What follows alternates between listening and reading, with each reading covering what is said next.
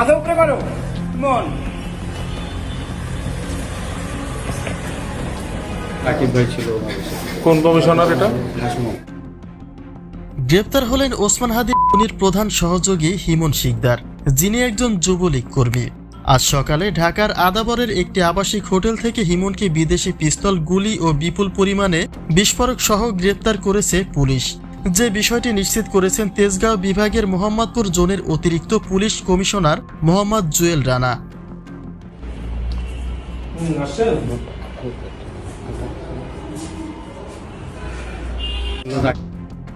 ওসমান হাদি গুলিবিদ্ধ হওয়ার পরে একটা রিউমার উঠে আসে খুনিরা পালিয়ে গেছেন প্রতিবেশী দেশ ভারতে। এক পর্যায়ে এমন একটা নিশ্চয়তায় দিয়ে বসে বিভিন্ন সংবাদ মাধ্যম।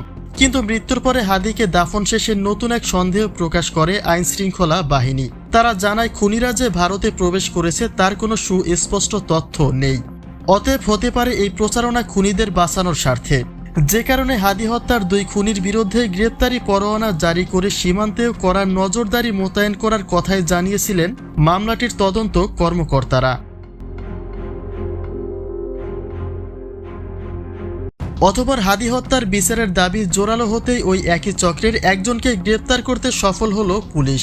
যদিও হিমনের হাদি হত্যার সঙ্গে সরাসরি জড়িত থাকার কোনো প্রমাণ এখন পর্যন্ত মেলেনি, তবে তিনি যে জড়িত নয় সেটাও বলার কোনো সুযোগ নেই, কেননা তিনি ছিলেন সেই মোটরসাইকেল চালক আলমগীরের প্রধান সহযোগী এবং তাকে পিস্তল সহ বুলেট এমনকি বিপুল পরিমাণে বিস্ফোরক সহই গ্রেপ্তার করেছে পুলিশ।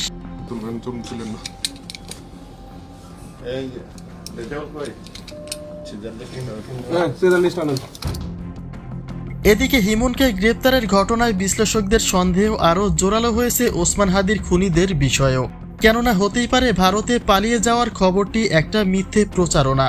দেশের মাটিতেই হয়তোবা কারো ছায়াতলে রয়েছেন ওসমান হাদির খুনিরা।